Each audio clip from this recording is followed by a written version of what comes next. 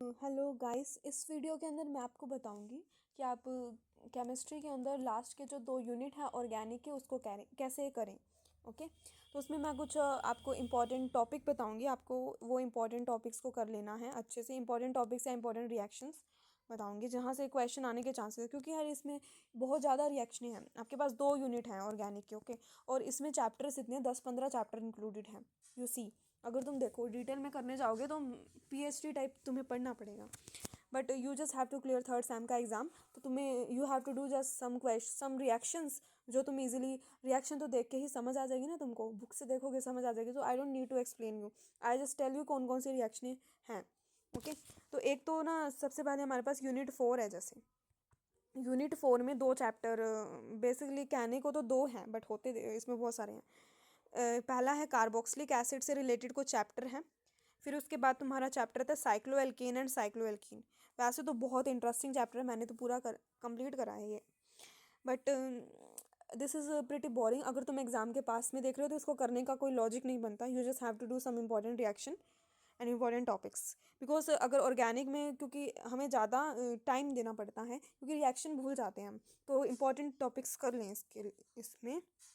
तो हमारे पास 2 चैप्टर हैं, carboxylic acid, cyclo alkene and cyclo alkene. तो इसमें हम इंपॉर्टेंट टॉपिक देखते हैं। तो सबसे पहले हम साइक्लो एल्केन और साइक्लो एल्कीन में देखते हैं। देखो इस यूनिट में ना 2 चैप्टर्स हैं। यानी अगर आप सेक्शन बी में अगर क्वेश्चन देखो तो आपके पास ऑप्शन आता है। तो एक क्वेश्चन कार्बोक्सिलिक एसिड से आएगा और एक क्वेश्चन आपके पास साइक्लो एल्केन से आएगा। तो एक साइक्लो एल्केन और साइक्लो एल्कीन वाला चैप्टर ना छोटा है, और इसके अंदर एक रिएक्शनें भी 5 एक रिएक्शंस हैं जिसका मैं नेम बताऊं। और लेट मी रेज दिस। तो इसके अंदर ना 5 रिएक्शनें हैं। 5 एक रिएक्शन है। एक तो है फ्रॉन्ट रिएक्शन, फ्रॉन्ट रिएक्शन है। एंड एक तुम्हारे पास रिएक्शन आ जाते हैं Dieckmann reaction and front Dieckmann, then Perkin reaction.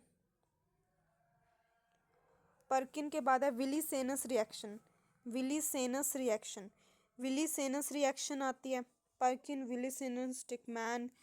और ये 4 रिएक्शनें हैं जो कि इम्पॉर्टेंट हो जाती हैं। हाँ, तो ये इसके अंदर रिएक्शनें हो जाती हैं विलीसेनस तौर पर डाइलसाइडर। तो ये रिएक्शन साइक्लो एल्केन के अंदर प्रिपरेशन मेथड है। ये वाली आप 4 जरूर कर लें, बुक के अंदर आपको मिल जाएगी इजीली। सो आप वहाँ से कर सकते हैं। नहीं तो आपको फ़ोन में भी चैट जीपीटी या कहीं भी सर्च करोगे तो वहाँ भी आपको रिएक्शन मिल जाएगी इजीली। एंड उसके बाद हमारे पास इसमें एक टॉपिक आता है विच इज 7 नंबर का क्वेश्चन। मुझे लगता है कि आएगा ही आएगा। इसके अंदर एक है बेयर स्ट्रेन थ्योरी। आज आप इस बुक से रीड करोगे ना तो भी समझ आ जाएगी। बेयर स्ट्रेन थ्योरी इतना ईजी है। Baeyer strain theory. और दूसरी है Sachse and Mohr story, story नहीं theory, Sachse and Mohr theory, Sachse Mohr theory. एक बेयर स्ट्रेन थ्योरी है, एक सैशे मोहर थ्योरी है। दोनों बहुत इजी हैं एंड स्टोरी की तरह इसको आप लर्न कर सकते हो। बहुत आसान थ्योरी है। You just have to read it from the book. Let me show you, इसमें भी मैं आपको दिखा देती हूँ।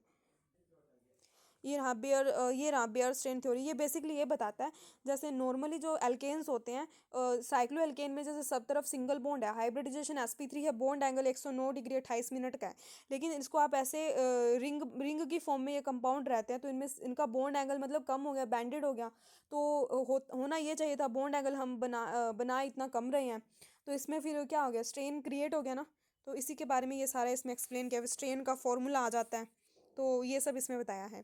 फिर उसके बाद सैशे मोहर में बताता है कि जो बड़ी बड़ी रिंग्स होती है ना उसके अंदर वो कैसे स्टेबिलिटी को अटेन करती हैं। वो जैसे पकड़ फॉर्म में रह जाती हैं, जैसे कि साइक्लोहेक्सेन की बोट चेयर फॉर्म है, उसके बारे में सैशे मोहर में बताया गया है। तो वह ठीक है। फिर उसके बाद कॉन्फॉर्मेशन इन साइक्लो एल्कीन, कॉन्फॉर्मेशन इन साइक्लो एल्कीन्स। तो साइक्लो एल्कीन्स में कॉन्फॉर्मेशन ये वाला क्वेश्चन भी आता है।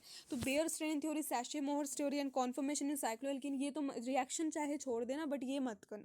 रिएक्शन भी 4 ही हैं, 4 रिएक्शन करनी है। You have to do only 4 reaction and just 3 theory. तो इससे तुम्हारा एक चैप्टर हो सकता है मे बी 7 या 10 नंबर का क्वेश्चन बन जाए इन 4 रिएक्शन एंड 3 थ्योरीज करने से। सो isn't it easy for you. And अब इस यूनिट में कार्बोक्सिलिक एसिड में तुम्हें क्या करना चाहिए। तो कार्बोक्सिलिक एसिड वाले चैप्टर के अंदर ना तुमको सबसे पहले इसकी ना कार्बोक्सिलिक एसिड की फिजिकल प्रॉपर्टी क्लियर कर लें, क्योंकि फिजिकल प्रॉपर्टी से या तो तुमको एमसीक्यू मिल जाएगा या फिल इन द ब्लैंक्स, कुछ ना कुछ जरूर मिलेगा। 1.5 मार्क का क्वेश्चन मिलता है, ऑफकोर्स मिलेगा, या नहीं तो फिर 7 या 10 मार्क में भी एक मिल सकता है। थर्ड सेम में आया भी हुआ है, कार्बोक्सिलिक एसिड की एसिडिटी पे क्वेश्चन आया हुआ है। इसको सूडो कार्बोनल क्यों कहते हैं, ये सब इसकी फिजिकल प्रॉपर्टी पढ़ोगे तो तुम्हें वहाँ से क्लियर हो जाएगा। एंड उसके बाद फिर कार्बोक्सिलिक एसिड की रिएक्शंस में तुम्हें क्या पढ़ना चाहिए, तो रिएक्शंस में कुछ एक नेमिंग रिएक्शन होती हैं which you have to do. एक आप इसमें एक कार्बोक्सिलिक एसिड को बनाने का तरीका है, उसमें एक रिएक्शन आती है अर्नड स्टर्ड सिंथेसिस, एक ये कर लें। और एक अर्नड स्टर्ड सिंथेसिस के बाद एक और रिएक्शन आती है बेयर विलीजर सिंथेसिस, बेयर विलीजर सिंथेसिस कर लें, ये नेमिंग रिएक्शन है, इंपॉर्टेंट है। बेयर विलीजर सिंथेसिस कर लें। एंड एक हेलोफॉर्म रिएक्शन आते हैं वो भी। तो ये 3 रिएक्शंस इसके अंदर बहुत इंपॉर्टेंट हो जाते हैं, वो करें। ये इसके प्रिपरेशन मेथड में है, ठीक है। कार्बोक्सिलिक एसिड को बनाने के लिए ये 3 रिएक्शनें हैं जो तुम कर सकते हो, ओके। एक तो फिजिकल प्रॉपर्टीज अच्छे से कर लेना, ये 3 प्रिपरेशन, वैसे तो बहुत सारी रिएक्शंस है बनाने की, 10 15 20 रिएक्शन है, इनमें से नेमिंग रिएक्शन कर लो, मे भी मिल जाए। और इसके बाद अपने पास आता है इसके केमिकल प्रॉपर्टीज़। फिर केमिकल प्रॉपर्टीज़ में एक हेल्वोल्ड जेलेंस्कीज रिएक्शन आती है, एच वी जेड नेम से होगी, एच वी जेड नेम से, या हेल्वोल्ड जेलेंस्कीज रिएक्शन आती है जिसमें आपको अल्फ़ा हेलो एसिड्स मिलते हैं, तो ये रिएक्शन आप करें। एक आप यहाँ पे alpha beta gamma, alpha beta gamma hydroxy acid का हीटिंग इफेक्ट देखना है, alpha beta gamma hydroxy acid का हीटिंग इफेक्ट देख लेना, इस पर भी क्वेश्चन मिल जाता है कई बार। तो एक alpha beta gamma carboxylic acid का हीटिंग इफेक्ट, एक एच वी जेड रिएक्शन होगी। और इसके अलावा और क्या होता है, एक इसके अलावा जो एक 3 एसिड कर लेना अच्छे से, टार्ट्रिक एसिड कर लेना और मैलिक एसिड कर लेना, टार्ट्रिक मैलिक और सिट्रिक एसिड अच्छे से कर लेना, ठीक है। टार्ट्रिक मैलिक और सिट्रिक एसिड, ये इंटरेस्टिंग भी बहुत है, रियल लाइफ एप्लीकेशन इसके हैं, तो मज़ा आएगा करने में, मतलब आसानी से इसको कर पाएंगे, बोर नहीं होंगे इसको करके। एंड उसके बाद इसमें एक रिएक्शन आती है हॉफमैन रिएक्शन आती है, एक बूवो ब्लैंक रिएक्शन का, बूवो ब्लॉन्क करके एक रिएक्शन आती है, लेट मी सी। एक तो हॉफमैन रिएक्शन है, एक हॉफमैन रिएक्शन और हॉफमैन ब्रोमामाइड रिएक्शन है, हॉफमैन रिएक्शन। और एक ब्लॉक रिएक्शन आते हैं, ब्रूवो ब्लॉक करके नेम है, I think you just have to see on the book. तो और एक हॉफमैन ब्रोमामाइड रिएक्शन है, ये आप कर लें। एंड इसके बाद बस ये रिएक्शन कार्बोक्सिलिक एसिड में इंपॉर्टेंट टॉपिक्स हैं which you have to do. तो ये वाला जो यूनिट जो 4 था उसके अंदर सारे इंपॉर्टेंट टॉपिक्स बता दिए हैं, तो आप ये करके जाएं, है ना, पूरा चैप्टर पढ़ने की जगह। तो ये बुक में या चैट जीपीटी पे इजीली आपको मिल जाएंगे, या ऑनलाइन यूट्यूब पे भी वीडियो आपको मिल जाएंगी इसकी। I just tell you important topic, ये बेसिकली प्री वाई क्यूज का एनालिसिस करने के बाद I will tell you these topics. अब इसके बाद ना अपने पास यूनिट नंबर 5 आता है जो कि बेंजीन के बारे में है, तो उसके अंदर एक ही टॉपिक आप कर लें इंपॉर्टेंट, बस। वो टॉपिक कौन सा, Friedel craft reactions. Friedel craft reaction पे क्वेश्चन बहुत आता है, फ्रीडल क्राफ्ट रिएक्शन और उसका एनर्जी डायग्राम कर लें आप। फ्रीडल क्राफ्ट रिएक्शंस आप अच्छे से कर ले, और इसकी जो लिमिटेशन है फ्रीडल क्राफ्ट रिएक्शन और लिमिटेशन आप जरूर करके जाएं। एंड उसके बाद इसमें एक इलेक्ट्रोफिलिक सब्स्टिट्यूशन रिएक्शन है, ये भी करके जाएं, इलेक्ट्रोफिलिक सब्स्टिट्यूशन रिएक्शन करके जाएं, फ्रीडल क्राफ्ट रिएक्शन करके जाएं। और इसकी एक फिजिकल प्रॉपर्टी में प्लस आई इफेक्ट, एक एक्टिवेटिंग और डीएक्टिवेटिंग ग्रुप, ये 3 टॉपिक कर जाएं ये पूरे यूनिट के अंदर, है ना। मेजोरिटी ऑफ चीज़ें आपकी कवर अप हैं। Friedel craft reaction, electrophilic reaction करें, और एक्टिवेटिंग और डीएक्टिवेटिंग ग्रुप कर जाएं। बस इस यूनिट में यही 3 इंपॉर्टेंट टॉपिक्स हैं।